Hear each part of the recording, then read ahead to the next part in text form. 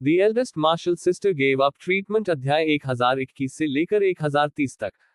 ऐसी ही और अधिक कहानियां सुनने के लिए हमारे channel heart novel Hindi FM को सब्सक्राइब तथा इस वीडियो को लाइक करना ना भूले। मास्टर बहन परित्यक्त उपचार अध्याय 1021। मंत्रों का प्रयोग नहीं किया जा सकता। आत्मा का हथियार फिर से खाली है। 2 सांसों से भी कम समय में जू पेन के हाथ ऊपर नीचे होने लगे और उसने बेहद अनाड़ी ओइनो को टुकड़ों में काट दिया और वह उसके शरीर से बाहर भी नहीं निकल सका। बाय लियान ने जोर से पलकें झपकाईं। उसने ओइनो लिनकेज उन्हें एक साथ दे दो जैसे दृश्य बहुत देखे हैं। अमर साधक भी इंसान होते हैं और अमर साधक भी दादाजी को बचाने के लिए लौकी के बच्चे को बचाने का फैसला करेंगे, लेकिन वह इतनी सीधी और इतनी समझ से परे है। मैंने तुम्हें सचमुच पहली बार देखा है। ताइशुआन दाओमेन के साथ सहयोग करने वाले सभी लोग फूले हुए हैं। अगर वे सचमुच लड़ेंगे तो क्या वे सिर्फ एक जोरदार मुक्के से गिर जाएंगे? सभी दर्शक अचंभित रह गए। यहां तक कि चांग दीजी, जो इतनी घबराई हुई थी कि वह बाय लियान की पीठ पर सवार होने वाली थी, इस क्षण निश्चिंत हो गई। जू पेन इतना शक्तिशाली है कि वह गंभीर रूप से घायल हो सकता है, लेकिन वह वैसे भी नहीं मरेगा, है ना? सबसे पहले जिसने इस असामान्यता को देखा वह अनुभवी किंगक्सुआन तलवार संप्रदाय था। वह दरवाजा। बाय लियान ने उसकी निगाह का अनुसरण किया और उसे इस नजर में समस्या दिखाई दी। चाहे किसी भी प्रकार का हमला हो, मूर्त या अमूर्त, जब तक वह जू पेन की हथेली में प्रकाश की किरण को छूता है, अंत में उसे दांव के करीब एक बल द्वारा नियंत्रित किया जाएगा। जैसे ही उसकी बाह पर सुनहरे निशान चमकते, वे सभी चीजें उसके पीछे खुलने वाले विचित्र द्वार के अंदर खींच ली जाती। एवेन्यू। बाय लियान थोड़ा हैरान थी, उसे संदेह था कि उसने इसे गलत पढ़ा है, लेकिन वह शक्ति वास्तव में विनाश और पतन के तरीके के समान थी जो मास्टर ने उसके शरीर में छोड़ी थी। जल्द ही ताइक्सुआन दाओमेन के लोगों को भी असामान्यता का पता चल गया। इस विचित्रता का स्रोत सजग प्राणियों के द्वार से आता था। उस द्वार के दमन के कारण उनकी कोई भी शक्ति प्रदर्शित नहीं हो पाती थी। लेकिन समस्या की जड़ यह है कि उन्होंने समस्या तो ढूंढ ली, लेकिन उसका समाधान नहीं ढूंढ पाए। समय। उन्हें समय की सख्त जरूरत है, लेकिन जू पेन समय के साथ फंस गया है। उसने खिड़की के बाहर प्रकाश के स्रोत की ओर उड़ने की पूरी कोशिश की, और उसके सामने मौजूद सभी भूत और राक्षस उसकी मुट्ठियों और पैरों से पीछे हट गए। वह अब अकेला नहीं था, और उसके पीछे और अधिक प्रेत प्रकट होने लगे। हेलुओ साम्राज्य के क्रमिक सम्राट हैं, नायक जो संवेदनशील प्राणियों के द्वार के लिए सामग्री की खोज में दुखद रूप से मारे गए, और मार्क्वेस वावान, लेकिन कोई ओंजिया सम्राट जी नहीं है। वह एक शरीर से 3000 मील तक लड़ा, और एक बार एक तलवार से लाखों का स्वामी बन गया। उन प्रेतों के साथ जू पेन अजेय है। जो आवाज पहले उसके कानों में गूंजती रही, वह थी, बूढ़े चोर जू पेन, तुम आकाश और पृथ्वी की ऊंचाइयों को नहीं जानते, और यहाँ बकवास बोलने की हिम्मत करते हो। एक धर्मी व्यक्ति के रूप में आप कुछ बुरे काम करते हैं जो मंच पर नहीं देखे जा सकते हैं। जू पेन, आप एक राक्षस बन गए हैं। आज मैं आपको पूरी तरह से मार डालूंगा। एक चींटी की हिम्मत कैसे हुई एक विशालकाय अजगर को भड़काने की? उस बूढ़े को मरने दो। फिर आवाजें बदल गईं। जू पेन, तुम्हारी हिम्मत कैसे हुई? जू पेन, यदि तुम अभी भी अपने जुनून में लगे रहे तो हेलुओ साम्राज्य और तुम्हारी बहन दोनों को तुम्हारे साथ दफना दिया जाएगा। राक्षसों का स्रोत राक्षस बीज पैदा करता है, इसलिए हमें उस दिन हेलुओ साम्राज्य में राक्षसों के स्रोत को नहीं जाने देना चाहिए। फिर आवाजें बदल गईं। जू पेन, बेवकूफी भरी बातें करना बंद करो। कड़वाहट के सागर की कोई सीमा नहीं है, अपना सिर मोड़ो और चलते रहो। यदि आप एक और कदम आगे बढ़ाएंगे तो दुनिया उलट जाएगी। अंततः जब जू पेन ने ताइक्सुआन दाओमेन के सूत्र मंडप के बुजुर्ग की गर्दन से अपना हाथ हटा लिया, तो इस दुनिया की सभी आवाजें गायब हो गईं। ताइक्सुआन दाओमेन के अमर साधकों का एक समूह जहां था वहीं खड़ा रहा। उनके चेहरे पीले पड़ गए थे, और उन्होंने एक शब्द भी नहीं कहा। हर कोई शू पेन के अगले कदम का इंतजार कर रहा था, जिसमें वह खुद भी शामिल था। उसके हाथ सपाट रखे हुए हैं। वह बढ़ती हुई चमकदार सुनहरी रोशनी में खड़ा था। इस समय उसका शरीर दमांग पर्वत से भी ऊंचा दिखाई दे रहा था। हुटिल्डा। अचानक जू पेन ने हल्की सांस छोड़ी। उसे इसका एहसास हुआ और वह उस संकरे गड्ढे से बाहर आ गया, और अब वह गड्ढे के मुहाने पर खड़ा था। वास्तव में वह जानता था कि जब वह अपनी आंखें खोलेगा तो क्या देखेगा, लेकिन फिर भी उसे अपनी आंखों से ये सब देखने के लिए अपनी आंखें खोलनी पड़ी। पलकें फड़कने लगीं। मेरे मन में अनेक दृश्य, उतार चढ़ाव उभरने लगे। कई बार प्रयास करने के बाद जू पेन ने अंततः सब कुछ पराजित कर दिया और अपनी आंखें खोली। वह पुनः इस संसार में लौटे और एक भावनाशील व्यक्ति के रूप में आए। उसकी आंखों को ढकने वाली तेज रोशनी अब गायब हो चुकी थी, और उसके चारों ओर का पिंजरा भी गायब हो गया था। वह चुपचाप उस व्यक्ति के शरीर का इंतजार कर रहा था जिसे उसने अभी अभी कुचला था, अनगिनत उड़ते जुगनुओं की तरह गायब हो जाएगा। तब अब उसकी दृष्टि में कोई बाधा नहीं थी। उसने देखा कि ताओवादी लिंगजिन उसके सामने खड़ा था, उससे केवल 1 फुट की दूरी पर। इस वर्ष यह व्यक्ति अपने जीवन के अंतिम वर्षों में प्रवेश कर चुका है, तथा उसके चेहरे की झुर्रियां मंत्रों से भी नहीं मिट पा रही हैं। ये हजारों वर्षों के समय का निशान है। जू पेन ने ताओवादी लिंगजिन की ओर इशारा किया और सर्दियों की झील जैसी शांत आवाज में कहा, आप मेरा सबसे बड़ा जुनून है। हवा। अचानक ताओवादी लिंगजिन का ताओवादी वस्त्र जोर से उड़ाया गया। यह आवाज वहां उपस्थित सभी लोगों के दिलों में उतर गई और उन्हें अचानक यह आभास हुआ कि यह युद्ध हजारों साल पहले की तुलना में अधिक रोमांचक था। शायद अंत कुछ अलग होगा। शूपान की आंखें शांत थीं। उसका डर असल में सम्राट के भाई से आया था। लेकिन जब उन्होंने हेलुओ साम्राज्य की ऐतिहासिक सामग्री पढ़ी तो सब कुछ बदल गया। वह इस दिन का इंतजार कर रहा था और आखिरकार वह इस दिन तक पहुंच गया। अब वह सब कुछ नष्ट करना चाहता है।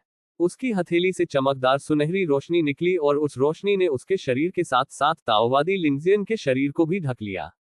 अचानक ताओवादी लिंगजिन बोला, जू पेन। जू पेन ने उसे नजरअंदाज कर दिया। ताओवादी गुरु लिंगशियन ने आगे कहा, मैंने भी वे काम किए थे, लेकिन तुम में कोई सुधार नहीं आया। सभी प्राणियों के लिए एक द्वार बनाने के लिए तुमने बहुत से लोगों को मार डाला, जिनमें बाय लियान की चौथी छोटी बहन यू यंग भी शामिल थी। कैंगलोग युआन, तुम कह सकते हो कि तुमने खुद ऐसा नहीं किया, लेकिन सभी जानते हैं कि मार्क्विस वुएन तुम्हारे हाथ में बस एक चाकू है। जू पेन ने फिर भी जवाब दिया, उसकी आवाज थोड़ी भारी थी। तो मैं तैयार हूं। तैयार करना। जू पेन ने ताओवादी लिंगजिन की ओर ठंडी आंखों से देखा, मैं जो जला रहा हूं वह न केवल मेरा जुनून है, बल्कि मेरा पूरा शेष जीवन काल भी है। उद्धरण चिन्ह उद्धरण चिन्ह। लंबे समय तक ताओवादी मास्टर लिंगजिन की आंखें चौड़ी हो गईं और उनकी आंखें चमक उठी। वह धीमी आवाज में चिल्लाया, जू पेन, मैं यहां तुम्हारे पूर्वजों को मारने में सक्षम था, और मैं आज तुम्हें यहां मार सकता हूं। जू पेन जोर से हंसा, आप आकर कोशिश कर सकते हैं। मास्टर लिंगजिन ने गुस्से की जगह मुस्कुराते हुए कहा, आप जानते हैं, बहुत से लोग बहुत अधिक बोलने के कारण मर जाते हैं, जैसे आप। ठीक है। बाय लियान ने अपने कान खड़े कर लिए। जिस समय तुम शब्द गायब हुआ, उसने अचानक दक्षिण पश्चिम मैदान की ओर देखा। उसने प्रकाश की एक किरण देखी, एक ज्वलंत लाल प्रकाश। एक सांस के बाद मूलतः काला आकाश अचानक लाल हो गया। लाल रंग का आकाश सभी प्रकार के जटिल रूनों से भरा हुआ है, मानो कोई दूसरी दुनिया हो। चरणहीन अग्नि फीनिक्स बेल, क्विंगा जुवान जियानेजोग ने चिल्लाकर कहा। ताओवादी लिंगजिन जोर से हंसा, अगर तुमने पहले गोली चलाई होती तो भी मैं वुशियांग होफेंगजुग को नहीं बुला पाता, लेकिन तुम तो खुद को विजेता की मुद्रा में रखना पसंद करते हो। अब अंत का समय आ गया है। इस अध्याय का अंत। TOC मास्टर बहन परित्यक्त उपचार अध्याय 1022। उसका उठा हुआ हाथ नीचे दबा। संपूर्ण आकाश में व्याप्त चरणहीन अग्नि फीनिक्स घड़ी ने तुरंत काम करना शुरू कर दिया। आसमान से आग की लालिमा उड़ते हुए बर्फ के टुकड़ों की तरह गिर रही थी। वुशियांग हुओफेंग बेल के केंद्र से 10 मील चौड़ा ज्वाला में ड्रैगन अग्नि का एक स्तंभ नीचे गिराया गया, जिसने दमांग पर्वत को एक ही घूंट में निगल लिया। यह पुनर्तः जादुई हथियार है।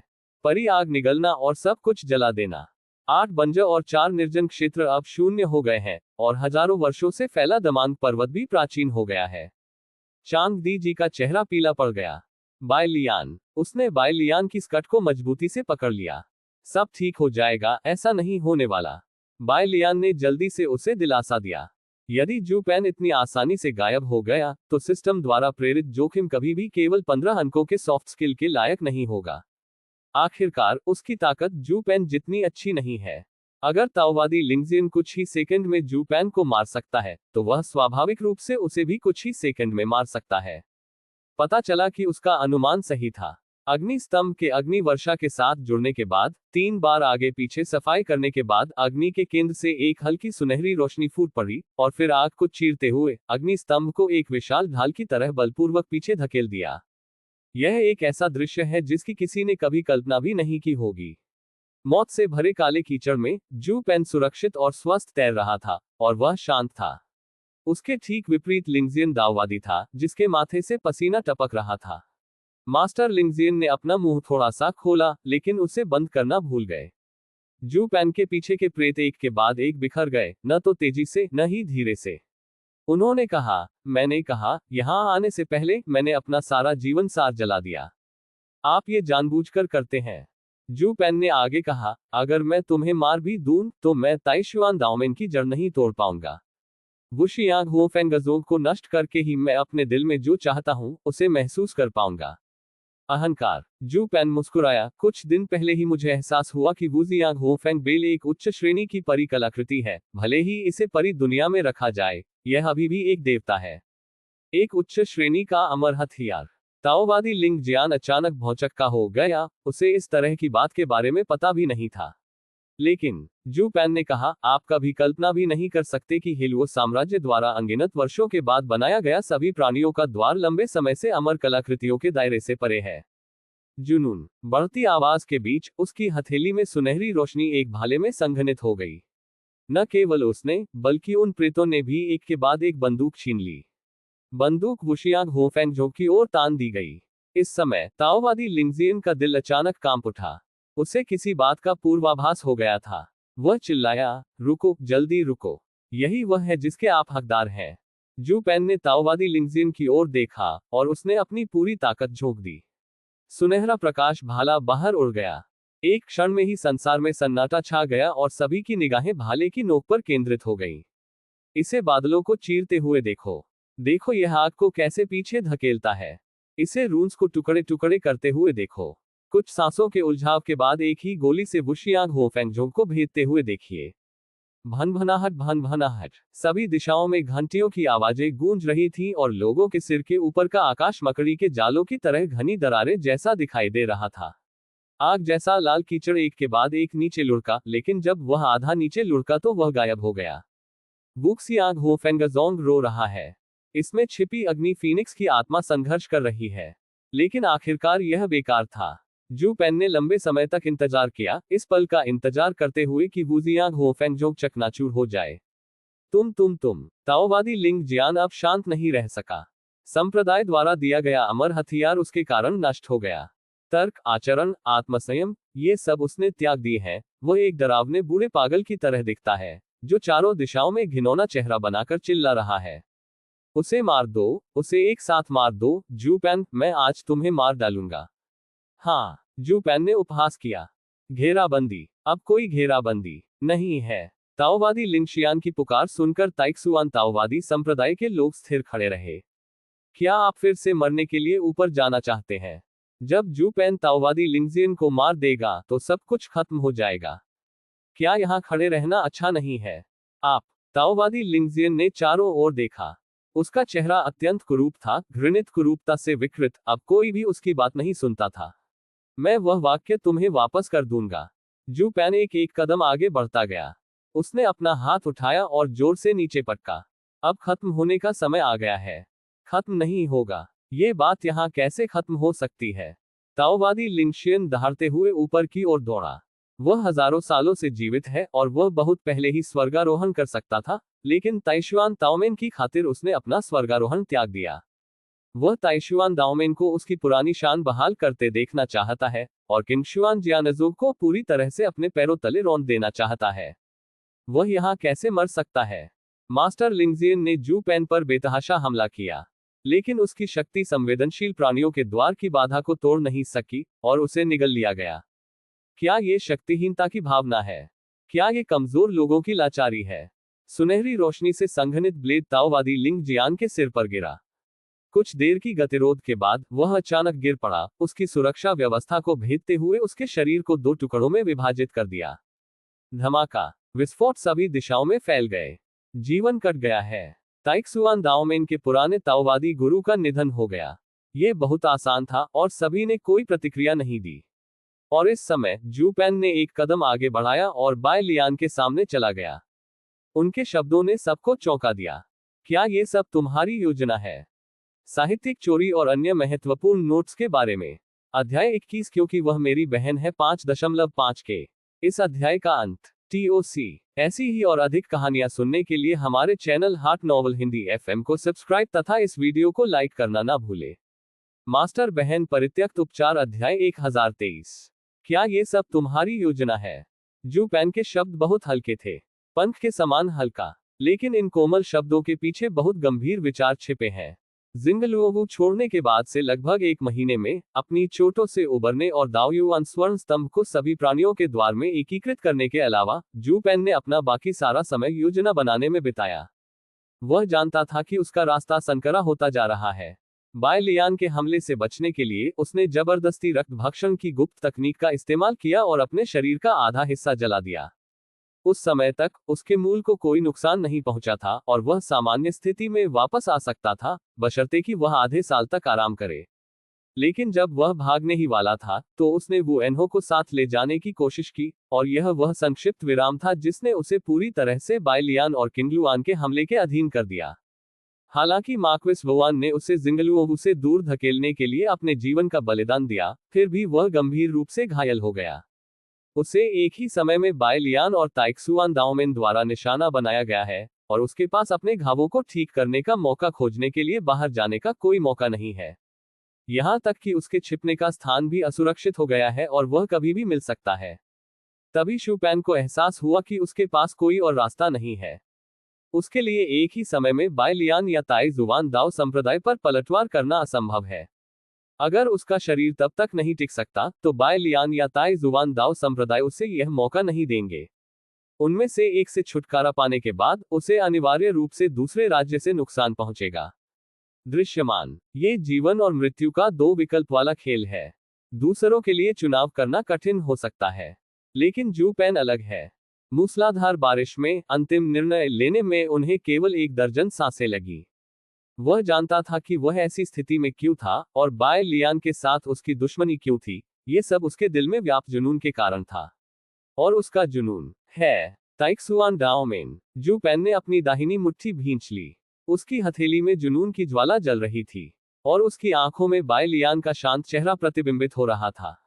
यह महिला है। जब से वह प्रकट हुई है, उसकी और मार्क्विस वुआन की सारी योजनाएं बुरी तरह से विफल हो गई हैं। केंगलोगयुआन की लड़ाई के बाद मार्क्विस वुआन ने एक बार उनसे कहा था कि बाय लियान के बारे में सबसे डरावनी बात उसकी ताकत नहीं है, बल्कि उसका दिल है जो हमेशा गणना करता रहता है। वह न केवल दूसरों के खिलाफ बल्कि अपने खिलाफ भी साजिश रचती है। मुझे विश्वास नहीं है कि उसकी स्थिति में किसी व्यक्ति का हृदय सचमुच संत जैसा होगा। वह जरूर कोई बड़ी योजना बना रही होगी, लेकिन मैंने इसके बारे में सोचा, लेकिन मुझे यहां उसके ध्यान देने लायक कोई बात नहीं सूझी। जब जू पेन ने पहली बार यह सुना तो उसने इस पर ज्यादा ध्यान नहीं दिया। यहां तक कि दमांग पर्वत पर आने से पहले भी उन्होंने बाय लियान पर विचार नहीं किया था। लेकिन कुछ समय पहले अंधेरे में खींचे गए एक धागे के कारण उसकी नजर चांदनी जी से मिली। तभी उसे यह एहसास हुआ कि उसने एक बहुत ही महत्वपूर्ण बात को अनदेखा कर दिया है। सभी प्राणियों के द्वार की शक्ति से वह अंततः बाय लियान को स्पष्ट रूप से देखता है। यह एक धधकती हुई सफेद लौ थी, और आग की लपटों के बीच में एक अंधेरी सड़क है जो स्याही की तरह काली है और एक बड़े पेड़ की तरह दिखती है। जू पेन जानता था कि बाय लियान अमर सम्राट का पुनर्जन्म था, और यह भी जानता था कि भले ही उसका पुनर्जन्म हुआ हो, फिर भी अमर सम्राट के शरीर में दांव बचे रहेंगे। कर सकना। बाय लियान के शरीर में रास्ता बहुत भरा हुआ है। यह इतना पूर्ण था कि बाय लियान कोई पुनर्जन्म लेने वाला अमर सम्राट नहीं था, बल्कि विश्व का एक सम्राट था जिसकी शक्ति को कभी भी थोड़ी सी भी क्षति नहीं पहुंची थी। ऐसे बाय लियान को मारने के लिए ज्यादा प्रयास की जरूरत नहीं थी। उसे बस थोड़ा और गंभीर होने की जरूरत है। भले ही 10 मार्क्विस वुआन एक ही समय में मानव ढाल के रूप में कार्य करने के लिए दौड़े, उसे बचाना असंभव होगा। लेकिन सच तो यह है कि वो उस वक्त बच गया था। न सिर्फ बच गया, बल्कि अभी अभी उसने खुद ताओवादी लिंग जियान का सिर काट दिया। जू पेन को याद आया कि मार्क्विस वुआन ने उससे क्या कहा था। यदि यह सब बाय लियान की योजना है, तो बाय लियान केवल गोंग जुएक्सिन की हत्या का बदला लेने के लिए अपने हाथों का उपयोग करना चाहता है। इस समय उसके हाथ पैर बर्फ की गुफा में गिरने के समान ठंडे थे। वह एक उपकरण में बदल गया। जू पेन सिर्फ इसके बारे में नहीं सोच रहा था। वह दाओयुआन स्वर्ण स्तंभ पाने में इसलिए सक्षम हुआ क्योंकि उसकी मुलाकात संयोगवश पुनर्जन्म के भगवान से हुई थी। और पुनर्जन्म के भगवान को उनसे मिलने से पहले बाय लियान ने 2 बार पीटा था। उसके लिए ये संदेह करना कठिन था कि बाय लियान ने पुनर्जन्म के भगवान से उसकी मुलाकात की व्यवस्था की थी। शू पेन को लगा कि उसका सिर जल रहा है और वह बिल्कुल भी शांति से नहीं सोच पा रहा था। आखिर कब बाय लियान ने उसके खिलाफ साजिश रचनी शुरू कर दी। पुनर्जन्म के भगवान से मिलने से। ऐसा ना करें। यहाँ चीजों को आगे बढ़ाना ही पर्याप्त नहीं है। कैंगलोग युआन में लड़ाई के बारे में सोचें, अगर बाय लियान अचानक स्थिति को बाधित करने के लिए प्रकट नहीं हुआ होता, तो वह उस समय पहले ही संवेदनशील प्राणियों के द्वार को पूरा कर चुका होता। लेकिन समस्या यह है कि ड्रैगन रक्त से बने संवेदनशील प्राणियों का द्वार पर्याप्त शक्तिशाली नहीं है और चरणहीन अग्नि फीनिक्स घंटी को तोड़ना असंभव है। यदि वह उस समय लड़ता, तो ये कहना कठिन होता कि वह ताओवादी लिंग जियान को मार सकता था। जू पेन को संवेदनशील प्राणियों के द्वार में दाओयुआन जिनजू को तोड़ने के बाद बहुत सारी खबरें मिली। उदाहरण के लिए, फेजलेस फायर फीनिक्स बेल वास्तव में एक उच्च श्रेणी का परी हथियार है।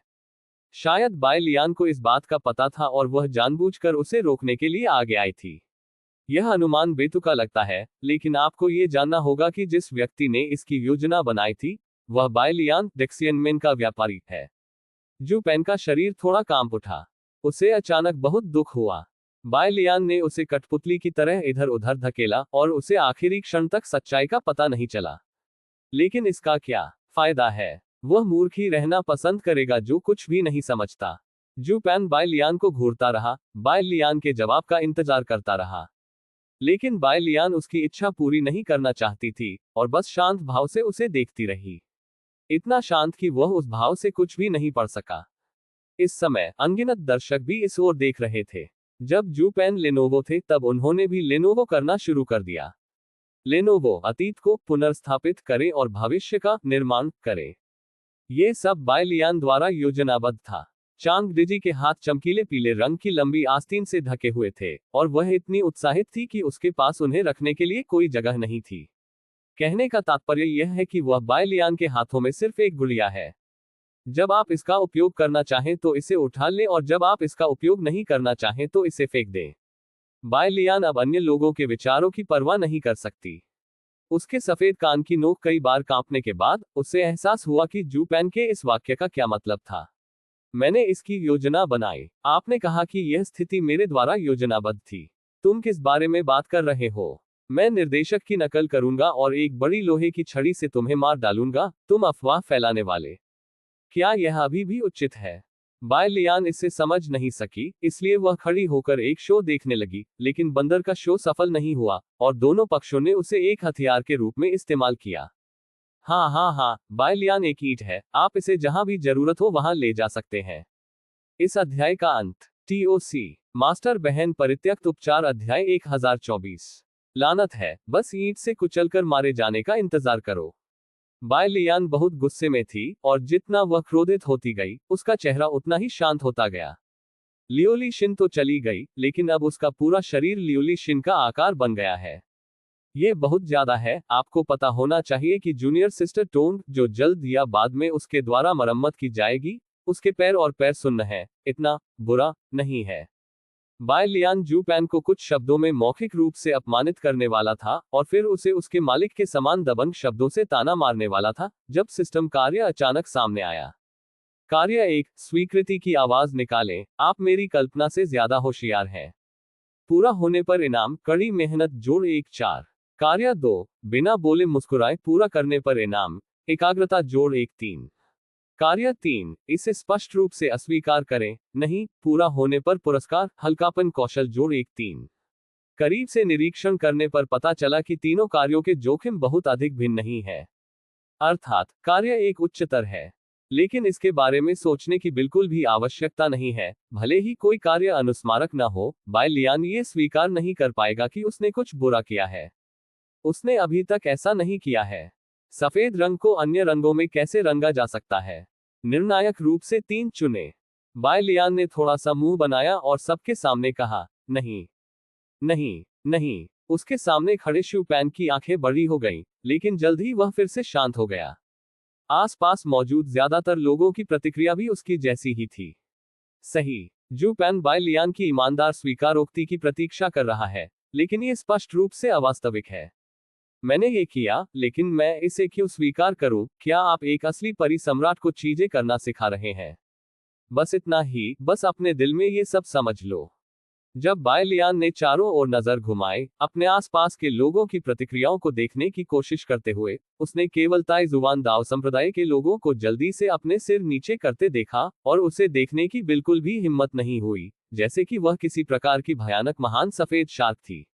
और वे दर्शक कुछ तो अवचेतन रूप से पीछे हट गए और कुछ आश्चर्यचकित नजरों से उसे देखने लगे, जैसा कि सम्राट बाय लियान से उम्मीद थी। बातचीत और हंसी करते समय मस्तूल और खोपड़ी नष्ट हो गए। ठीक है। नहीं, क्या मैंने पहले ही नहीं कहा था कि मैंने कुछ नहीं किया? आप क्या सोच रहे हैं? बैकक्वोटो तारांकन 9। ये कठिन है, बाय लियान की मुट्ठी कठिन है। वह पलटी और शू पेन को बेशर्मी से घूरने लगी। ये सब आपके कुत्ते की गलती है। बाय लियान को घूरते हुए उसके दिमाग में प्रेरणा की एक चमक कौंधी, और उसने ये भी समझ लिया।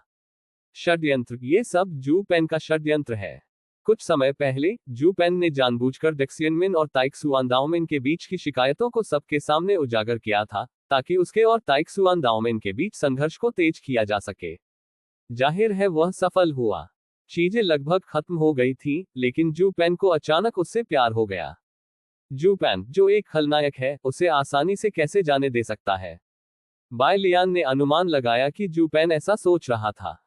भले ही मैं तुम्हें हरा न सकूं, मैं तुम्हें मौत तक घृणा से भर दूंगा। फिर वह उस पर बदनामी करने की मानसिकता के साथ सामने आया और उसे बुरी लोमड़ी करार दिया। जाहिर है जू पेन की योजना बहुत सफल रही। टोंग शिमी के शुरुआती प्रचार के कारण उसके आसपास के लोगों ने तुरंत जू पेन की बकवास पर विश्वास कर लिया। बाय लियान इतना क्रोधित था कि उसका सिर उड़ने वाला था। वह गुस्से से हंसी, जू पेन, कोई आश्चर्य नहीं कि ताओवादी मास्टर लिंगजियन आपके प्रतिद्वंद्वी नहीं है। ये प्रशंसा का शब्द था, लेकिन जू पेन खुश नहीं हो सका। पहले इनकार, फिर स्वीकार। उसे समझ नहीं आया कि बाय लियान क्या सोच रही थी, लेकिन इनमें से कोई भी बात मायने नहीं रखती। उसने एक गहरी सांस ली और लिंगजियन दाओवादी को मारने के लिए उसने सब कुछ जला दिया। सबसे चमकदार रोशनी के पीछे उसका शेष जीवन छिपा है। उसके पास ज्यादा समय नहीं बचा है, अब वह बस बाय लियान पर आखिरी बार हमला कर सकता है। सभी प्राणियों का द्वार। जू पेन ने अपना दाहिना हाथ ऊपर उठाया। अचानक उसकी नंगी भुजाओं पर कुछ मोटी सुनहरी पट्टियां उभर आईं। उसी समय बाय लियान ने भी अपनी मुट्ठी उठाई। उसने डर को खत्म कर दिया है। तो क्या हुआ अगर जू पेन लिंगजियन दाओवादी को कुछ ही सेकंड में हरा सकता है? उसे मारो, भले ही तुम उसे हरा न सको, तुम्हें उसे हराना ही होगा। बुरी हालत में उसे बचाने के लिए मास्टर को बुलाओ। लेकिन उसकी नजर जू पेन पर नहीं पड़ी, क्योंकि जैसे ही उसने अपना सिर उठाया, उसे अचानक एक परिचित आभा महसूस हुई। वह है। वैसे यह आभा बिल्कुल उस राक्षस अवतार जैसी ही है, जो उसे पिछली बार सी युनशान को बचाने के लिए जाते समय मिली थी। बाय लियान का दिल तुरंत रुक गया। जब वह शू पेन से लड़ने वाली थी, तभी दूर से एक सुनहरी किरण उड़ती हुई आई।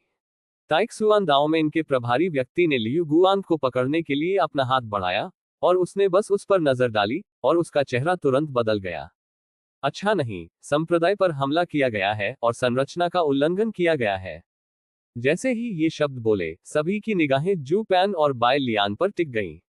यह एक अलौकिक राक्षस है। आदमी ने दांत पीस लिए। अतः सभी की निगाहें पुनः शू पेन पर केंद्रित हो गईं। शू पेन ने भौहें चढ़ाईं। वह इन दिनों अकेला ही काम कर रहा था, और उसे समझ नहीं आ रहा था कि क्या स्थिति है। शीघ्र संप्रदाय में लौट आओ। ताइक्सुआन दाओमेन के लोगों के कुछ बार चिल्लाने के बाद वे जल्दी से ताइक्सुआन दाओमेन के पहाड़ की चोटी की ओर उड़ गए। जू पेन कट्टर दुश्मन है, और बाय लियान बेहद खतरनाक दिखता है, लेकिन उन्हें अभी भी ताइक्सुआन दाओमेन की 10,000 साल की विरासत की रक्षा करनी है। ताइक्सुआन दाओमेन के लोग पहले चले गए, और फिर कई दर्शक उनके पीछे चले गए। थोड़ी देर हिचकिचाने के बाद किंगक्सुआन तलवार संप्रदाय भी ताइक्सुआन दाओमेन की ओर उड़ गया। उन्हें ताओवादी लिंगजियन से गहरी शिकायतें हैं, लेकिन उन्होंने कभी नहीं सोचा कि ताओवादी लिंगजियन ताइक्सुआन ताओवाद का प्रतिनिधित्व कर सकते हैं। अब जब ताइक्सुआन दाओमेन के साथ कुछ हुआ है, तो उसे जाकर देखना होगा। थोड़ी देर बाद टूटे हुए दमांग पर्वत पर केवल कुछ ही लोग बचे थे, जैसे कि बाय लियान। ये हिलुओ साम्राज्य के संस्थापक सम्राट और ताओवादी स्वामी लिंगजियान का समाधि स्थल है। कुछ समय पहले तक ये भीड़भाड़ वाला था, लेकिन अब अचानक इसकी लोकप्रियता कम हो गई है। पहाड़ी हवा चलती है। बाय लियान के गाल पर ब्रश करना, और जू पेन की हथेली पर भी ब्रश करना। ऐसा लगता है कि दानव भगवान की आभा गायब हो गई है, इसलिए जारी रखना। बाय लियान ने कहा, इसे चौथी जूनियर बहन के लिए बदला समझो, मूलतः मैं चाहती थी कि वह ये काम स्वयं करे। वह सिर्फ इसलिए एक कदम पीछे हटने का इरादा नहीं रखती थी क्योंकि चांगदी जी उसके ठीक पीछे थे। जू पेन ने हंसते हुए कहा, यह अभी भी अज्ञात है कि हिरण कौन जीतेगा। उसकी हथेली में सुनहरी रोशनी अधिकाधिक तीव्र होती गई, मानो कोई पिंजरा हो और उसे और बाय लियान को घेरने लगी।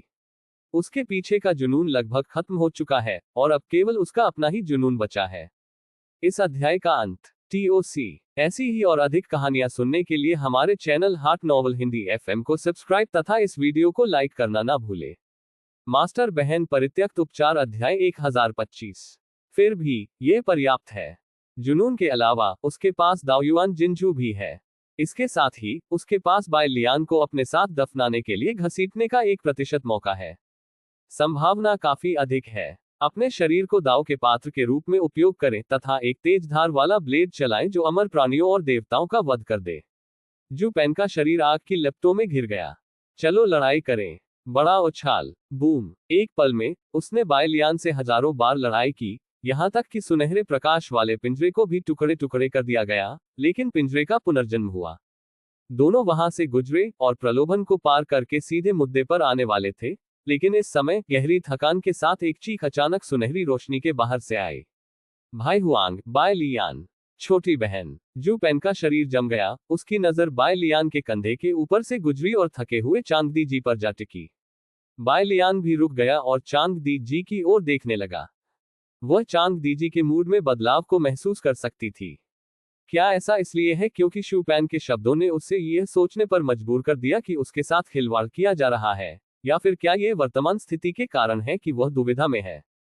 उद्धरण चिन्ह उद्धरण चिन्ह। कुछ देर तक कोई भी नहीं बोला और स्थिति गतिरोध वाली हो गई। चांगदी जी की आंखों में अनगिनत उदास रंग चमक रहे हैं। ये कैसी आंखें हैं? जू पेन को पता नहीं था। उसे अचानक महसूस हुआ कि चीजें थोड़ी गड़बड़ हो गई हैं। काफी देर बाद चांगदी जी ने अपना सिर हिलाया और आह भरी। लड़ो, मैं तुम्हें नहीं रोकूंगा, बस लड़ो। वह पलट गई। वही ये दृश्य अपनी आंखों से नहीं देखना चाहती थी। इस तरह कदम दर कदम वह जंगल की गहराई में चली गई और जू पेन की स्मृति में भी चली गई, पूरी तरह से एक अन्य आकृति के साथ ओवरलैप हो गई। ये कैसा लुक है? अतीत की हर बात अब मेरे सामने है और शू पेन की हथेली की सुनहरी रोशनी धीरे धीरे लुप्त हो रही है।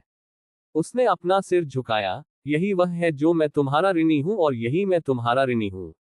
वह जानता था कि अब उसे एक बिल्कुल नए विकल्प का सामना करना पड़ेगा। पहले की तरह इस बार भी उनके पास केवल 2 ही विकल्प हैं। पहले की तरह इस बार भी उन्हें जवाब जल्दी मिल गया। बाय दया। जू पेन ने अचानक बाय लियान का नाम पुकारा। बाय लियान ने अपनी नजर चांगदी जी से हटा ली। जू पेन ने शांति से कहा, अंत में मैं आपसे एक प्रश्न पूछना चाहता हूं। उद्धरण चिन्ह प्रश्नवाचक चिन्ह उद्धरण चिन्ह। जू पेन ने कहा, योंगजिया, क्या वह भी आपकी योजना में है? वह बाय लियान को घूरता रहा, बाय लियान के हाव भाव से कुछ समझने की कोशिश करता रहा। बाय लियान ने गुस्से से कहा, तुम क्या बकवास कर रहे हो? मुझे नहीं लगता कि तुम ये वो हिसाब लगा सकते हो। मैंने इसे कभी ज्यादा देर तक इस्तेमाल नहीं किया।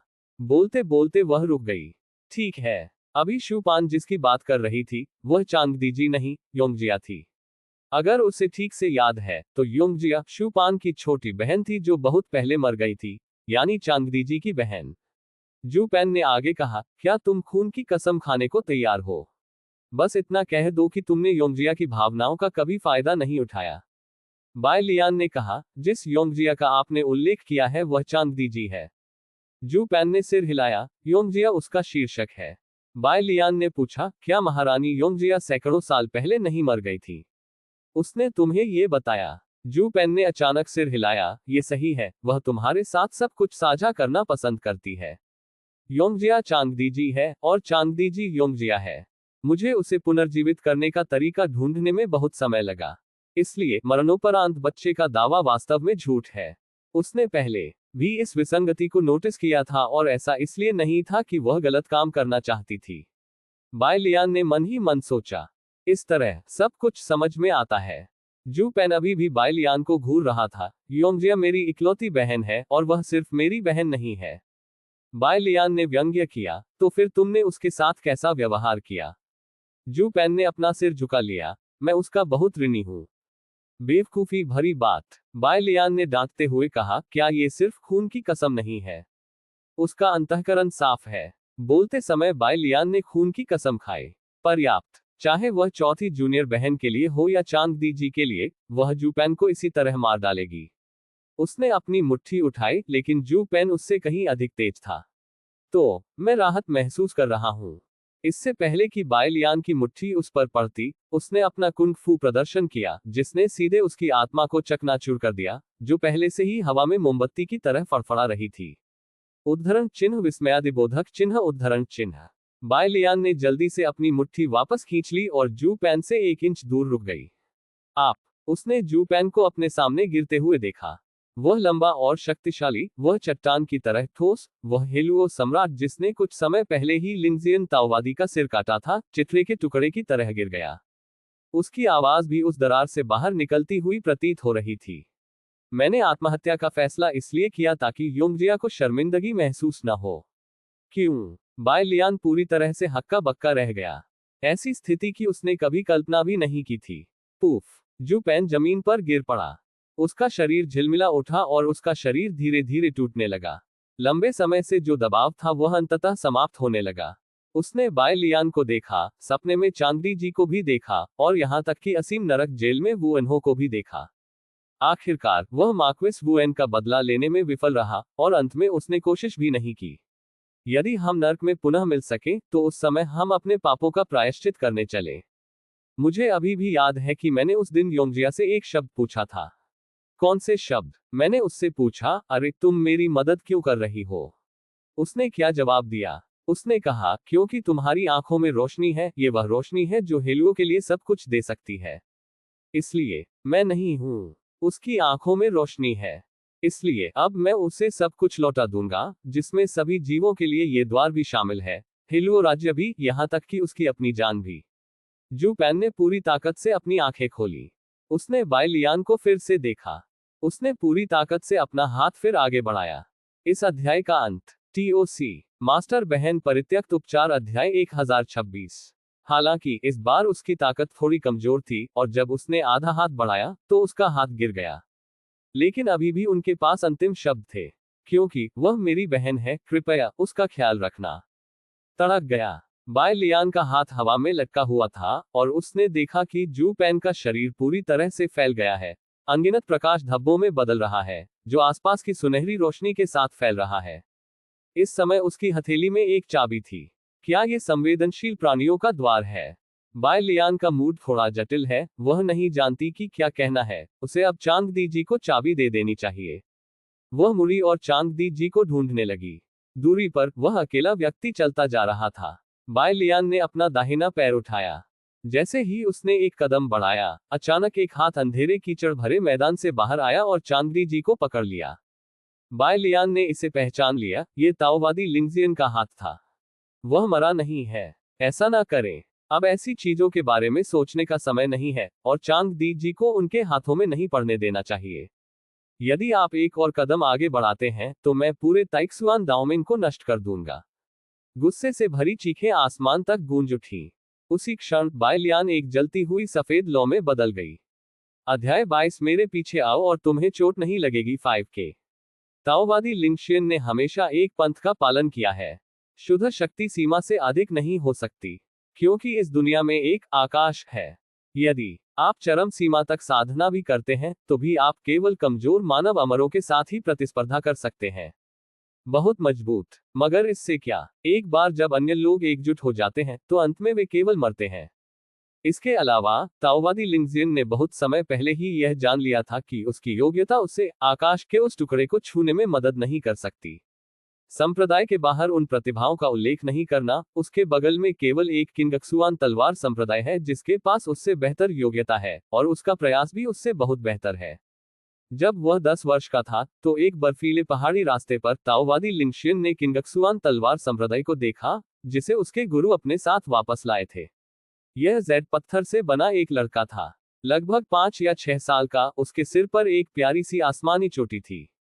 आज से वह तुम्हारा बड़ा भाई है। एक बड़े भाई होने के नाते तुम्हें उसका पूरा ध्यान रखना होगा। मास्टर लिंगजियन ने गंभीरता से सिर हिलाया। वह जूनियरों की देखभाल करने में काफी अच्छे हैं। आप देख सकते हैं कि जिन कनिष्ठों को मास्टर कुछ देर पहले वापस ले गए थे, वे सभी आज्ञाकारी ढंग से उनके चारों ओर इकट्ठा हो गए और नमस्ते वरिष्ठ भाई कहते हुए वरिष्ठों की सद्भावना को प्रदर्शित किया। लेकिन इस बार लिंगजियान दाओइस्ट ने उसे बहुत सावधानी से सौंपा। मास्टर का नया शिष्य किंगक्सुआन एक पूर्ण बर्बर है और उसका सुंदर रूप सिर्फ उसका भेष है।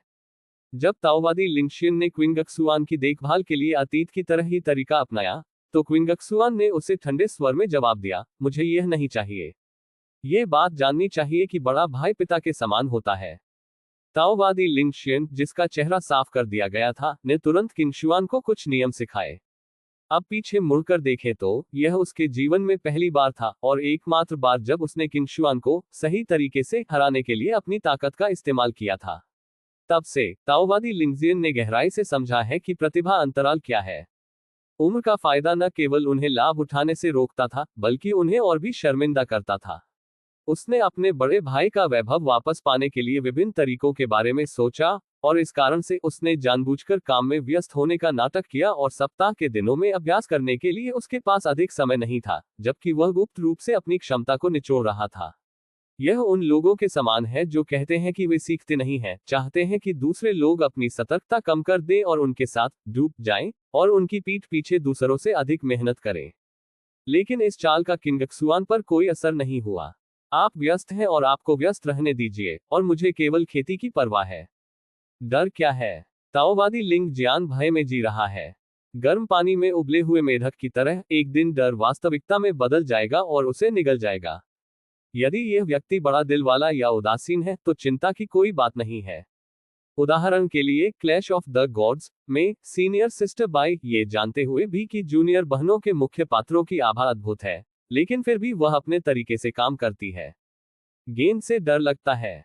आपको लगता है कि वह बुरे काम कर रही है, लेकिन वास्तव में वह छोटी बहनों को कुछ प्रशिक्षण दे रही है और उन्हें जल्द से जल्द बड़ा होने में मदद कर रही है। इससे दर्शक बहुत प्रभावित हुए। वरिष्ठ बहन बाई ने अपने जीवन का उपयोग करके आपको जीवन के स्रोत की खोज करने की एक अतुलनीय अद्भुत कला प्रदान की है। ताओवादी लिंगशियन ऐसी स्वतंत्र और सहज मानसिक स्थिति से कोसों दूर है। लेकिन उसकी किस्मत खराब नहीं है। वह अनगिनत बार हार गया, लेकिन जब वह एक नया ताओवादी गुरु चुन रहा था, तो उसने अपने गुरु के एक शब्द के कारण किंगक्सुआन तलवार संप्रदाय के खिलाफ आखिरी जीत हासिल की, और यह सबसे महत्वपूर्ण जीत भी थी। लिंगशियन ज्यादा स्थिर है। वह ताओवाद का गुरु हो सकता है। हाँ, वह ज्यादा स्थिर है। किंगशुआन एक लापरवाह आदमी है, जिसकी त्वचा तो अच्छी है, लेकिन वह समस्याओं को हल करने के लिए सिर्फ बल का इस्तेमाल करना जानता है। ऐसा व्यक्ति ताओवादी गुरु के रूप में सफल होकर ताइशुआन दाओमेन की परंपरा को ही नष्ट कर देगा। वह गलत नहीं है। उन्होंने जो कुछ भी किया वह ताइक्सुआन दाओमेन के लिए था।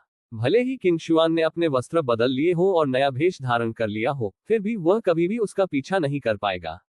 वह गलत नहीं है। आज वह यहाँ क्यों खड़ा है, और परीलोक में जाने के बजाय हजारों वर्षों की आंधी और बारिश को झेलते हुए यहाँ तक क्यों आया है? इसका कारण यह है कि उसके हृदय में राहत की सांस है।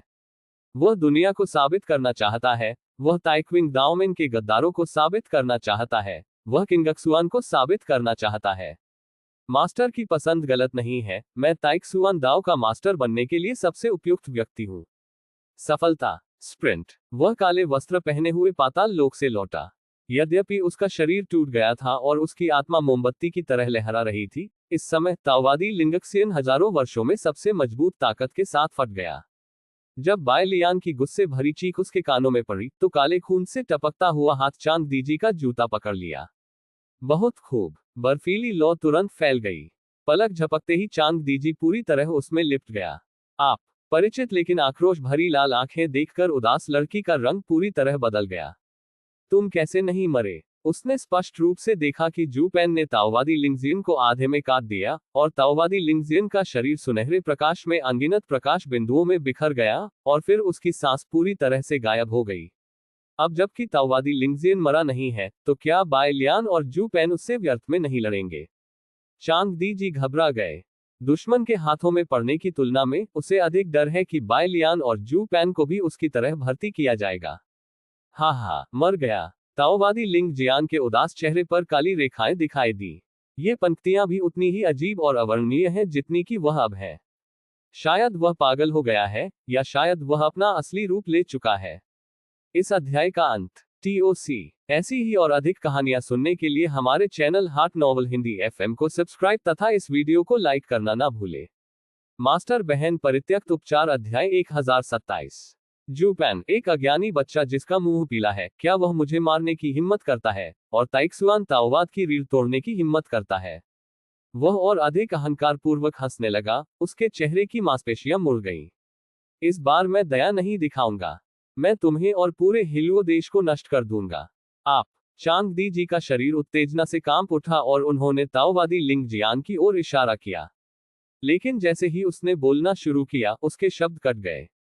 तुम्हारी हिम्मत। आवाज बहुत परिचित थी। चांग दीजी को याद आया कि यह वही व्यक्ति था जिसे वह जिंगलुओवू के साथ अपने सहयोग के टूटने के बाद बार बार याद करती थी। वह शायद इस काल्पनिक गर्मजोशी पर निर्भर थी, जिससे वह खुद को बाय लियान नामक दलदल में कदम दर कदम गिरने देती, और अब वह खुद को इससे बाहर नहीं निकाल पाती। क्योंकि उस समय बाय लियान के अलावा किसी को उसकी परवाह नहीं थी। यहां तक कि अगर उसका इस्तेमाल किया गया था, तो वह इसे स्वीकार करेगी, कम से कम इस तरह से वह एक अनावश्यक व्यक्ति नहीं होगी। चांग दीजी को हमेशा से ऐसा ही लगता रहा है। हिलुओ देश में वो जरूरत से ज्यादा है। हिलुओ साम्राज्य को ऐसे चांग दीजी की आवश्यकता नहीं है जो केवल 20 वर्ष का हो। इसके लिए एक 20 वर्षीय राजकुमार या फिर एक 20 वर्षीय महारानी की आवश्यकता है। चांग दीजी सिर्फ आंख मूंद कर चिंता नहीं कर रहे थे। बचपन से ही उसे अपने रिश्तेदारों से कभी भी देखभाल का अनुभव नहीं हुआ। वह अनाथ नहीं है, लेकिन वह अनाथ से बहुत अलग भी नहीं है। Bye Lian. चांग दीजी ने अपना सिर उठाया और अचानक प्रकट हुई बाय लियान को घूरने लगी। उसे जूपैन की आकृति नहीं मिली। बाय लियान जो प्रकट हुई, वह बहुत गुस्से में थी, मानो किसी ने उसकी प्रिय कैंडी छीन ली हो। वास्तव में यह इससे 10,000 गुना अधिक गंभीर स्थिति थी। यहां आते समय उसने 2 परी पत्थर भी निगल लिए। उसके शरीर में आध्यात्मिक शक्ति का उभार लगभग उसके क्रोध के बराबर था। वह बल बहुत विशाल था, इतना विशाल कि बाय लियान उसे बिल्कुल भी नियंत्रित नहीं कर सका। वह एक ज्वाला में बदल गया, और वह एक तेज लहर की तरह था। संपूर्ण दमांग पर्वत इसके दबाव में लगातार प्लास्टिसिन की तरह विकृत होता रहता है। आकाश में तैरते बर्फ के टुकड़े हथेली जितने बड़े थे, और जब वे गिरते तो स्टील को भी काट सकते थे। अतीत में जो पति पानी के रंग के पिंजरे पर खुशी से दौड़ रहा था, वह ताकत जुटा रहा था और लाल आंखों वाले बैल की तरह मौके पर दहाड़ रहा था। ताओवादी लिंगजियन नरक से वापस चढ़ गया। लेकिन ऐसा लगता है बाय लियान ने नरक को पुनः वर्तमान दुनिया में खींच लिया। ताओवादी लिंग जियान ने जल्दी से चांग दीजी की गर्दन दबा दी। यह ऐसी स्थिति है जिसकी उन्होंने कभी उम्मीद नहीं की थी। वह इंतजार कर रहा है बाय लियान और जू पेन दोनों के हारने का, और फिर चीजें उसकी उम्मीदों से कहीं ज्यादा विकसित होती हैं। किंगक्सुआन जियानजोग और अन्य लोग चले गए, बाय लियान और जू पेन लड़े, और चांग दीजी भी अकेले थे। भाग्य क्या है? इसे कहते हैं भाग्य। ताओवादी लिंग जियान को एहसास हुआ कि यह जीवन में एक बार मिलने वाला अवसर था, इसलिए वह बाहर आया और आसानी से चांग दीजी को पकड़ लिया। ऐसा ना करें। जो उसने पकड़ा वह चांग दीजी नहीं था, जो उसने पकड़ा वह भविष्य था। ताओवादी लिंगजियन इस वजह से बेतहाशा हंसे, लेकिन उन्होंने यह उम्मीद नहीं की थी कि बाय लियान उस क्षण बाहर आ जाएगी जब वह सफल होंगे। चाहे वह कितना भी अस्त व्यस्त क्यों न हो, सदमे से उसकी खोपड़ी सुन्न हो गई थी। तुमने जूपैन को सिर्फ 20 सांसों में मार डाला। ताओवादी लिंग जियान का हाथ कांप उठा और चांग दीजी की गर्दन पर खून का धब्बा लग गया।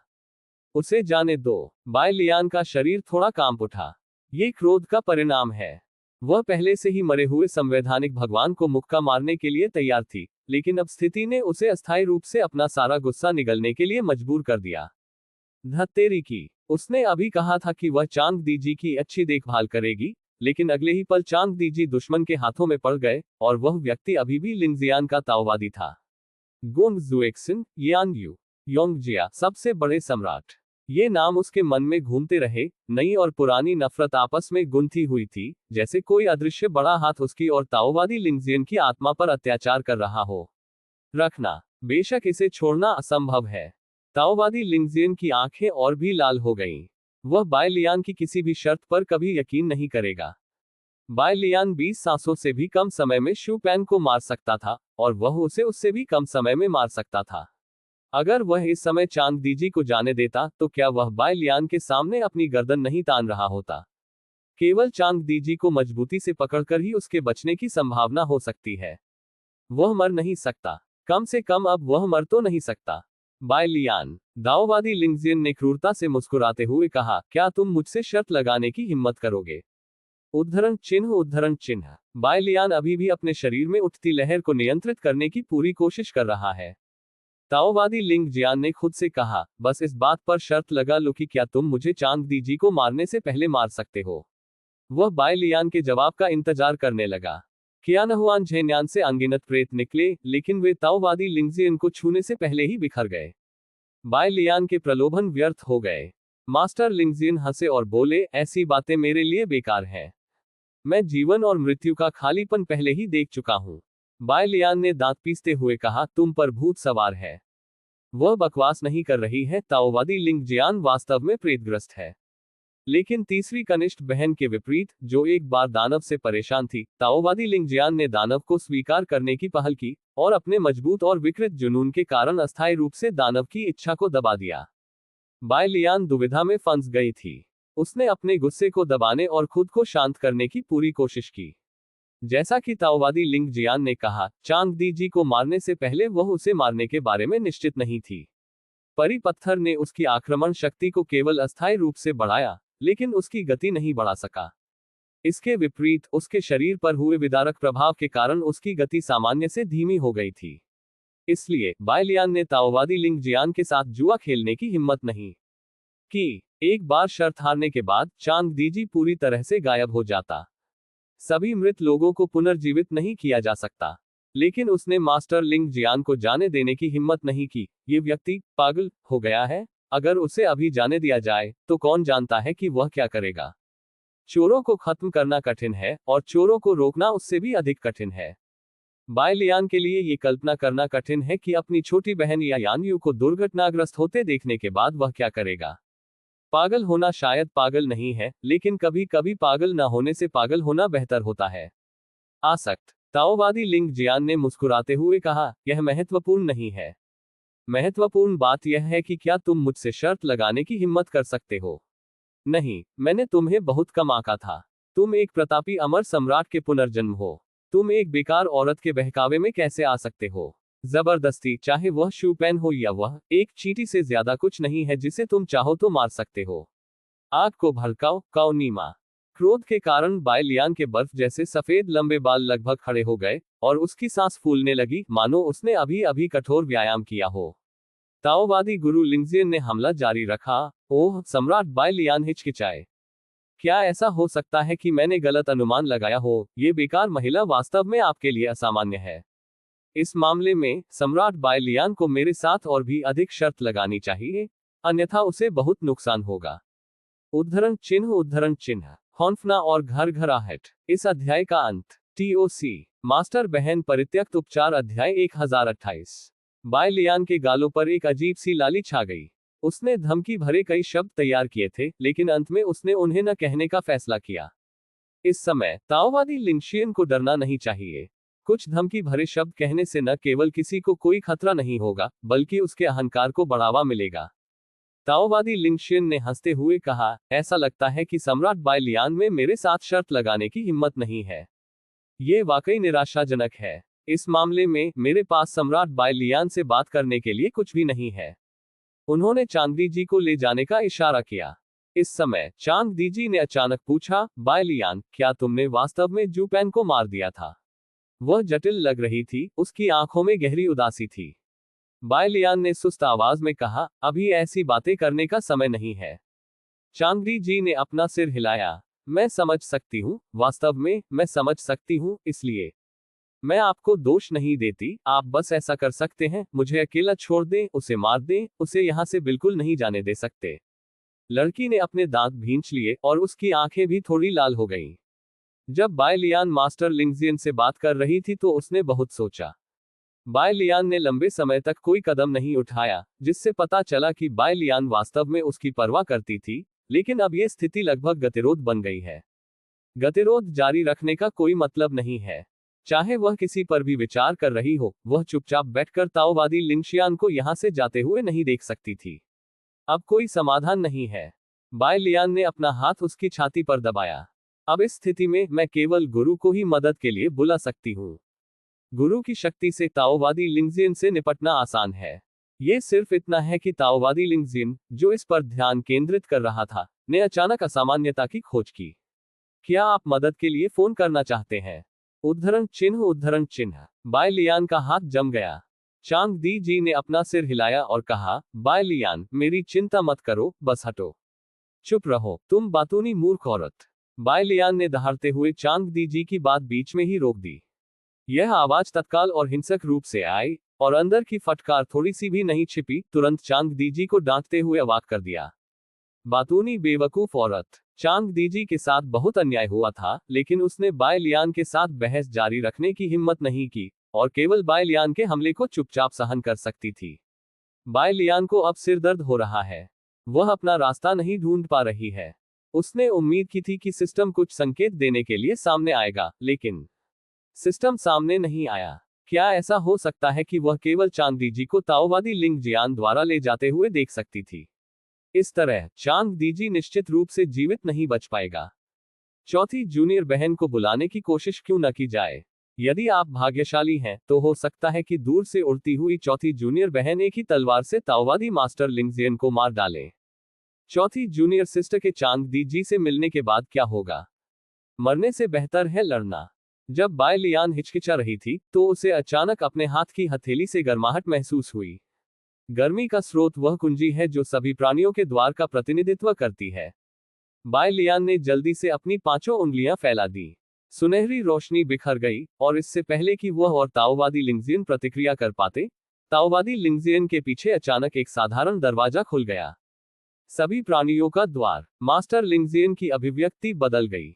उसने चांग दी जी की आत्मा को झटकने के लिए अपना हाथ बढ़ाया, लेकिन एक विशाल गुरुत्वाकर्षण बल जो समय को विकृत करने के लिए काफी भयानक था, उस पर गिर गया, और वह हिंसक रूप से हिलने लगा। ये तुम हो, जू पैन? मास्टर लिंगजियन चिल्लाया। तुम सुस्त कमीने। ये जू पैन का अंतिम विचार था, वह विचार कि वह मूल रूप से चांग दी जी से आखिरी बार मिलना चाहता था, लेकिन अब ये दूतों के द्वार के लिए जलाऊ लकड़ी में बदल गया है। ताओवादी लिंगशियन ने दांत पीसते ही अपना हाथ काट डाला। बेड़ियों से पूरी तरह आजाद होने के लिए उसने बस अपनी आत्मा को जला डाला। कीमत छोटी नहीं है। यहां तक कि दुष्ट आत्मा भी इसे सहन नहीं कर सकी, लेकिन अंततः वह बाहर निकल गई। मरना। वह कैसे मर सकता है? यहां तक कि अगर वह मर भी गया तो भी वह चांग दी जी को अपने साथ दफनाने के लिए ले जाएगा। वह एक पागल बाइसन की तरह चांग दी जी की ओर उड़ चला। पास में, अभी भी 2 फुट दूर, वह केवल 2 फीट की दूरी पर स्थित इस स्थान तक अपना हाथ आगे बढ़ाकर आसानी से पहुंच सकता है।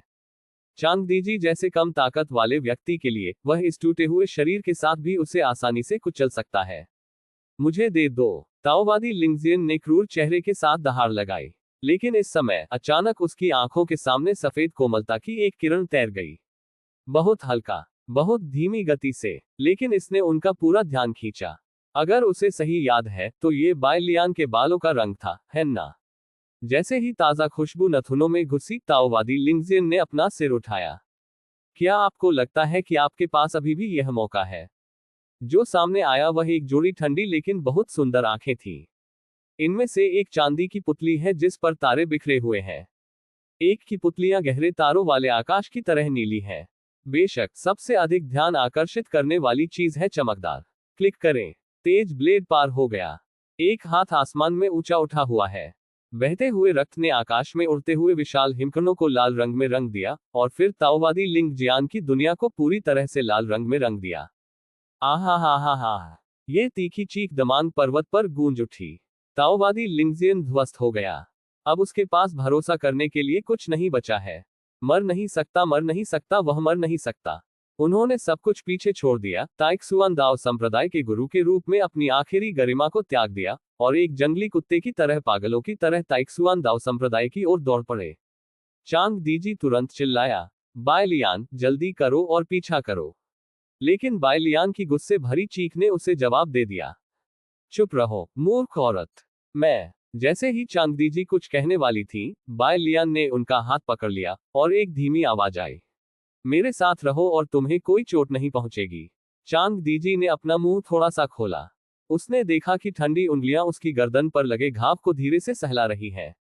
बाय लियान ने कहा, चिंता मत करो, वह बच नहीं सकता, भले ही वह ताइक्सुआन दाओमेन तक भाग जाए, मैं ताइक्सुआन दाओमेन के माध्यम से उसे मार डालूंगा। इस अध्याय का अंत। TOC। ऐसी ही और अधिक कहानियां सुनने के लिए हमारे चैनल हाट नॉवल हिंदी FM को सब्सक्राइब तथा इस वीडियो को लाइक करना ना भूले। मास्टर बहन परित्यक्त उपचार अध्याय 1029। अंधेरे मैदान में बाय लियान ने चांग दी जी को हल्के से गले लगाया और दोनों छायाएं एक में विलीन हो गईं। अध्याय 23। जुनून का सहारा खोने के बाद प्राचीन द्वार धीरे धीरे बंद हो गया। इस समय स्वर्ग और पृथ्वी के बीच भटकता हुआ विशाल दबाव गायब हो गया, केवल बहुत ही साधारण दिखने वाली चाबी अभी भी बाय लियान की हथेली में पड़ी थी।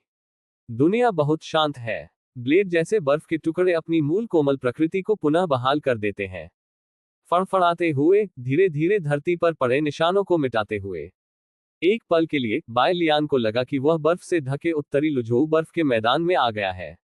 यदि वे कहानियां न होती जो अभी भी प्रसारित हो रही हैं, तो कोई यह नहीं सोच पाता कि यहाँ एक दुखद युद्ध छिड़ गया है ना? चांगदी जी ने आकाश से धीरे धीरे गिरते नीले पंख के एक रेशे को पकड़ने के लिए हाथ बढ़ाया। उसकी आवाज धीमी थी, अंत में वह अपना लक्ष्य हासिल करने में असफल रहा। बाय लियान ने अपना सिर हिलाया। वास्तव में ये केवल करीब है। कोई बात नहीं, अब ऐसी बातें करने का समय नहीं है। जब ताओवादी लिंगजियन का मामला सुलझ जाएगा तो मैं तुम्हें इस मामले की पूरी जानकारी दूंगा। बेशक तुम न सुनने का चुनाव कर सकते हो या उस पर विश्वास न करने का। क्या करना है ये तुम पर निर्भर है। अब बाय लियान ने चांग दी जी का दाहिना हाथ खींच लिया। चौड़ी आस्तीनें अंदर की ओर टककर रखी गई थी, जिससे बर्फ सी सफेद कलाइयां दिख रही थी। ठंडी हवा चल रही थी और हथेली ठंड से लाल हो गई थी, लेकिन वह सुंदर भी लग रही थी। थप्पड़। बाय लियान ने चांग दी जी की हथेली में सभी जीवित प्राणियों के द्वार को नियंत्रित करने के लिए कुंजी को टैप किया और फिर एक एक करके उनकी 5 उंगलियों को बंद करने में उनकी मदद की।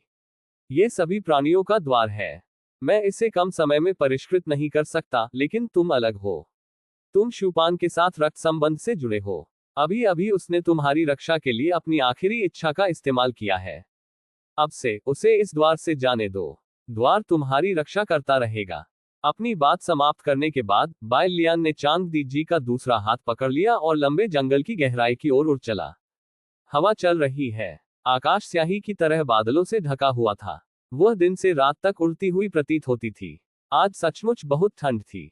एक निश्चित क्षण में पीछे से गर्म उंगलियों ने उसके कपड़ों के कोने को धीरे से दबाया। मुझे नहीं पता कि तुम्हारे और शूपैन के बीच क्या हुआ। मेरा मूड थोड़ा उलझा हुआ है, लेकिन एक बात है, मुझे यकीन है तुमने मुझसे झूठ नहीं बोला। बाय लियान ने पीछे मुड़कर नहीं देखा। उसने धीरे से पूछा, तुम किस बारे में बात कर रहे हो? चांगदी जी ने कहा, ताओवादी मास्टर लिंगजियन को कुचलने के बाद जू पैन ने आपसे पूछा, क्या आपने ये सब योजना बनाई थी? बाय लियान ने तुरंत इनकार कर दिया, नहीं। ठीक है। चांग दी जी की हथेली पूरी तरह से फिसल गई और अंततः बाय लियान की पीठ पर दब गई। ये गर्म स्टोव और बर्फ का अंतरंग मिलन है। उस समय आपने यही उत्तर दिया था। बाय लियान की गर्दन के पीछे गर्म हवा का एक घूंट उड़ाया गया और वह थोड़ा कांप उठी। मुझे विश्वास है कि आप इस तरह की बात के बारे में झूठ नहीं बोलेंगे। जिस बाय लियान को मैं जानता हूं, वह निश्चित रूप से उस तरह का व्यक्ति नहीं है जो दिन भर षड्यंत्र और गणना के साथ काम करता है। आपका शरीर गोरा है और आपका शरीर गोरा होना ही चाहिए। अगर आप वास्तव में उस तरह के व्यक्ति हैं जिसका आपने उल्लेख किया है, तो आप यूएन के कारण मुझसे नहीं लड़ेंगे, न ही आप मार्क्विस वू एन के साथ खुद को अलग करेंगे। सच कहूं तो इन शब्दों ने बाय लियान को भावुक कर दिया। देखना, ज्ञान चक्षु क्या है? ये ज्ञान चक्षु है। इसमें कोई आश्चर्य नहीं कि वह चांग दी जी के इतने करीब रह सकी। यदि दुनिया में हर कोई यह मानता कि वह सिर्फ एक हानिरहित छोटी बाय लियान थी, तो क्या उसे इतनी सारी परेशानियों का सामना नहीं करना पड़ता? जीवन कठिन है। कुआं। बाय लियान का शरीर अचानक जम गया। उसे आइसक्रीम का हल्का सा झटका लगा जो पिघलने ही वाली थी। इसके तुरंत बाद उसके कोमल गालों को हल्के से उसकी पीठ पर दबाया गया। उसके पीछे लड़की ने बहुत गंभीर स्वर में कहा, मैं जानती हूं, अगर तुमने सचमुच जू पैन को मारा है, तो तुम मुझे अभी की तरह डांटने के बजाय सीधे तौर पर स्वीकार जरूर करोगे। अगर तुम मुझे डांटोगे, तो इसका मतलब है कि कुछ और छिपा है। उद्धरण चिन्ह। बाय लियान ने अपना मुंह थोड़ा सा खोला।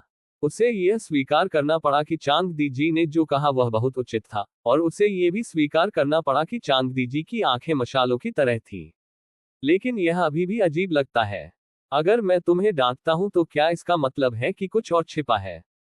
फिर अगर मैं पोस्ट डालते समय तुम्हें एक्स एक्स डांटूंगा तो क्या कुछ और छिपा है?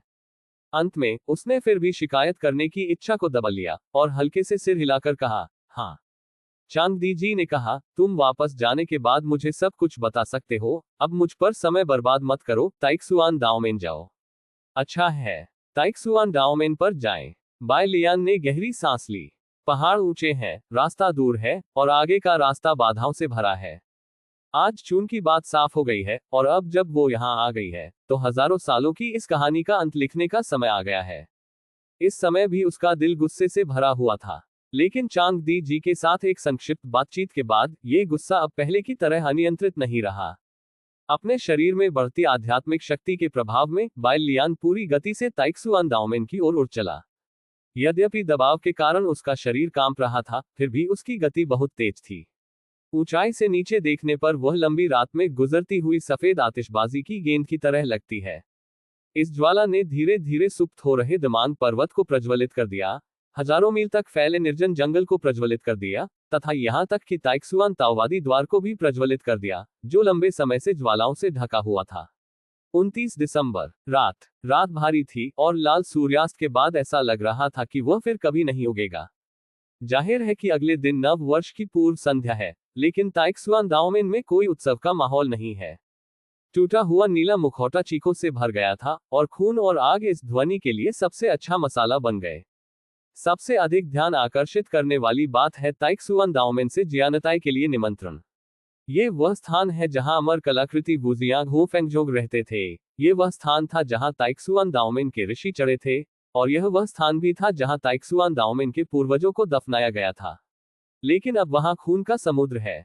लाल और काले रंग की सांस एक विशाल जाल में बुनी गई है, जैसे जमीन को जोतना, सैंडाई को इधर उधर बेतहाशा आमंत्रित करना।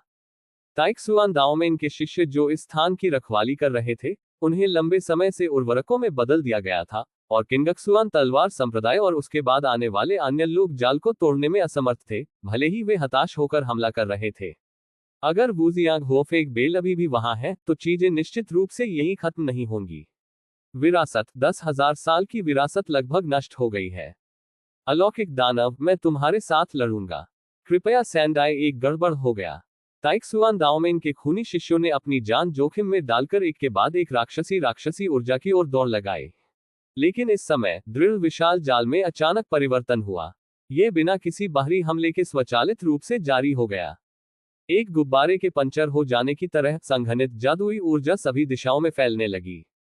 ताइक्सुआन दाओमेन के शिष्यों ने जल्दी से रुक गए ताकि गलती से जियानताई को चोट न पहुंचे। क्या हुआ? वे चारों ओर शून्य दृष्टि से देखने लगे, उन्हें समझ नहीं आ रहा था कि क्या हो रहा है। ऐसा लग रहा था कि यह सिर्फ सैंडाई के पास की शैतानी ऊर्जा ही नहीं थी जो नष्ट हो गई थी, बल्कि वह शैतानी ऊर्जा जो पहले से ही ताइक्सुआन दाओमेन की गहराई में आगे बढ़ चुकी थी, वह सब इस समय दूर खींच ली गई थी। इस अध्याय का अंत। TOC मास्टर बहन परित्यक्त उपचार अध्याय 1030। ये बहुत अजीब है। अलौकिक दानव ने चरणहीन अग्नि फीनिक्स बेल के टूटने का समय देखा और ताइक्सुआन दाओमेन पर हमला किया, और देखा कि ताइक्सुआन दाओमेन पूरी तरह से चपटा हो जाएगा, इसलिए वे इस समय अचानक कैसे निकल सकते थे। धोखाधड़ी। हर किसी के लिए ये संदेह करना कठिन है कि उन अलौकिक राक्षसों के अस्थायी रूप से पीछे हटने का कारण केवल एक गहरे और भारी प्रभाव के लिए तैयारी करना था। और यह प्रहार ताइक्सुआन दाओमेन को पूरी तरह से टुकड़े टुकड़े कर देगा। मन में ऐसे विचार रखते हुए किंगशुआन जियानजोग समेत सभी ने अपनी सतर्कता कम करने की हिम्मत नहीं की। वे चमकते चांद को घूर रहे थे जो ज्यादातर घने बादलों से ढका हुआ था। समय धीरे धीरे बीतता गया। 1 ब्रीथ, 10 सांसें, 100 सांसें। काफी समय के बाद आखिरकार किसी ने सवाल उठाया, क्या वे अलौकिक राक्षस सचमुच चले गए हैं? किसी ने तुरंत याद दिलाया, लापरवाह मत बनो। उस आदमी ने फिर पूछा, हमारी ताकत उन अलौकिक राक्षसों के सामने बिल्कुल कम है। अगर वे मेरे ताइक्सुआन दाओमेन को नष्ट करने पर अड़े हैं, तो उन्हें कोई छोटी मोटी चाल चलने की जरूरत नहीं है। ये कहने के बाद भी हम अभी भी अपनी सतर्कता कम नहीं कर सकते।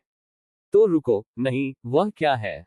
विस्मयादिबोधक के बाद सभी की निगाहें आकाश में एक लाल बिंदु पर टिक गईं। पास में लाल बिंदु निकट आ रहा है। इस समय यहां तक कि जिन लोगों की आत्माएं क्षतिग्रस्त हो चुकी हैं और जो अपनी आध्यात्मिक समझ से जांच करने में असमर्थ हैं, वे भी लाल बिंदु को स्पष्ट रूप से देख सकते हैं। ये स्पष्टतः खून से लथपथ व्यक्ति है। लिंगजियन किंगजुआन जियानजोग का चेहरा अचानक बदल गया। क्या वह पहले ही मर नहीं गया है? अधिकाधिक लोग लाल बिंदु वाले व्यक्ति को पहचानने लगे। पुराने ताओवादी लिंगजियन अभी तक क्यों नहीं मरा? हर कोई हैरान था। उस समय वहां कम से कम सैकड़ों लोग मौजूद थे और उन सभी ने अपनी आंखों से देखा कि ताओवादी लिंगक्सियन को जुपैन द्वारा टुकड़ों में काट दिया गया था, जो एक देवता की तरह था। ये कभी भी भ्रम नहीं हो सकता। शरीर टूट गया है, मन और आत्मा बिखर गए हैं और सांसें नहीं हैं। ताओवादी लिंग जियान इस समय भी कैसे जीवित रह सकता है? धत्तेरी की लानत है। हैरान किसी ने भी लिंगजियन ताओवादी को रोकने के बारे में नहीं सोचा। ताओवादी लिंगजियन को उसके पास से उड़ते हुए देखकर सभी लोग असहाय हो गए। अतीत का वह राजसी बूढ़ा आदमी अब पूरी तरह बदल गया है। उसके कपड़े खून से सने हैं, उसकी आंखें लाल हैं, मानो वह किसी गंभीर बीमारी से पीड़ित हो, और उसके चेहरे पर मुस्कान और भी भयंकर और पागलपन भरी है। यह आ गया है, यह अंततः आ गया है, हा हा हा। ताओवादी लिंग जियान रक्त की किरण में बदल गया और जियानताई में गिर गया। वह चलते समय लड़खड़ाता है और संतुलन बनाने में संघर्ष करता है, लेकिन वह बिल्कुल भी धीमा नहीं है। कुछ सांसें लेने के बाद वह अंततः एक विशाल कब्र के पास पहुंचा। ये बात है। ताओवादी लिंगशियान की आंखें चमक उठी। उसने अपना पुनः विकसित बायां हाथ आगे बढ़ाया और समाधि पत्थर को अपनी बाहों में ले लिया। अटक गया। किंगक्सुआन जियानजोग ने अवचेतन रूप से अपनी मुट्ठी भींच ली। वह इसे स्पष्ट रूप से देख सकता था। ये स्पष्ट रूप से गुरु की समाधि थी। वह जो अधिक स्पष्ट रूप से देख सकता था, वह था ताओवादी लिंगजियन के चेहरे पर कुछ हद तक ईमानदार मुस्कान। सरल और ईमानदार। क्रोध के दबाव में उसकी हथेली में अनगिनत बिजलियां कौंधने लगी। जो लोग ये तमाशा देखने आए थे, लेकिन बिना किसी कारण के लड़ाई में शामिल हो गए, वे अपने सामने के दृश्य को अचंभित आंखों से देख रहे थे। क्या ये ताओवादी भगवान लिंगजियन है? क्या यह एक बदसूरत बूढ़ा पागल आदमी नहीं है? लेकिन गंभीरता से, ताओवादी लिंगजियन की उपस्थिति आज के जियानताई के समान है। अचानक खुले स्थान में किसी ने फिर चिल्लाकर कहा, कोई आ रहा है। सभी ने ताओवादी लिंगजियन से अपनी नजरें फेर ली। इस बार आसमान से और भी अधिक चमकदार सफेद बिंदु उड़े। इस सफेद बिंदु के पीछे एक लंबी सफेद पूंछ है, जो आकाश को भेदती हुई उल्कापिंड की तरह है। ये सम्राट बायलियान है। मुझे नहीं पता कि पहले कौन चिल्लाया, और थोड़ा नीरस और निराशाजनक माहौल उबल पड़ा। बायलियान के यहाँ होने से अब उन अलौकिक राक्षसों के बारे में चिंता करने की कोई आवश्यकता नहीं है ना? बायलियान ताइक्सुआन दाओ गेट के बाहर रुक गया। अनगिनत निगाहों का सामना करते हुए वह तुरंत अंदर नहीं गई। यह पहली बार है जब उसने दुनिया के नंबर 1 ताओवादी दरवाजे की झलक देखी है। आखिरकार यह एक उच्च स्तरीय संप्रदाय है जो हजारों वर्षों से चला आ रहा है। कष्ट सहने के बाद भी यह अतीत की भव्यता और गंभीरता को देख सकता है। यह ऐसी चीज है जिसे डू जियानमिन किसी भी तरह से पकड़ नहीं सकता। लेकिन गोंग जुएक्सिन का नाम बायलियान के दिमाग में कौंध गया। इस मासूम और सरल लड़की ने पहाड़ों से बाहर आने के बाद दूसरों की बेहतर सुरक्षा के लिए डेक्सियन गेट की स्थापना की, लेकिन अपने लक्ष्य को प्राप्त करने से पहले ही उस पर किसी ने हमला कर दिया। तलवार के निशान उसकी बर्फीली पीठ पर खरोंच कर रहे थे। चाहे उसने कितनी भी कोशिश की हो, वह तलवार के निशान मिटा नहीं सकी। अंततः खुद को पागल होने से बचाने और उन लोगों को चोट पहुंचाने से बचाने के लिए जिनकी वह परवाह करती थी, उसने अपनी जान लेने का फैसला किया। शोचनीय। पूर्व गुरु यान शिया का नाम बायलियान के दिमाग में फिर से आया। जब डू जियानमिन अपने सबसे बुरे दौर में था, तो उसने संप्रदाय के प्रमुख का पदभार संभाला और अपने जुनून और ईमानदारी के साथ उसने धीरे धीरे डू जियानमिन को आगे बढ़ाया, जिसका केवल एक ही सम्मेलन काल था। यह उनके कारण ही है कि डुक्सियानमिन के अन्य लोगों में ये कहने का आत्मविश्वास है कि डुक्सियानमिन के अतीत के गौरव को पुनः स्थापित करना हमारा कर्तव्य है। यान शियाए न केवल एक अच्छे नेता हैं, बल्कि सच्चे अर्थों में एक अच्छे इंसान भी हैं। यहां तक कि बदले की कार्रवाई के जोखिम के बावजूद वह उन साधारण लोगों की मदद करना चाहता है जो राक्षसों और विधर्मियों द्वारा उत्पीड़ित हैं। ये डक्सियानमिन का ताओ है, जो पीढ़ी दर पीढ़ी आगे बढ़ता रहता है और उड़ता रहता है। शायद इसी वजह से गुरु और छोटी बहनों के बीच एक अटूट रिश्ता बन गया है।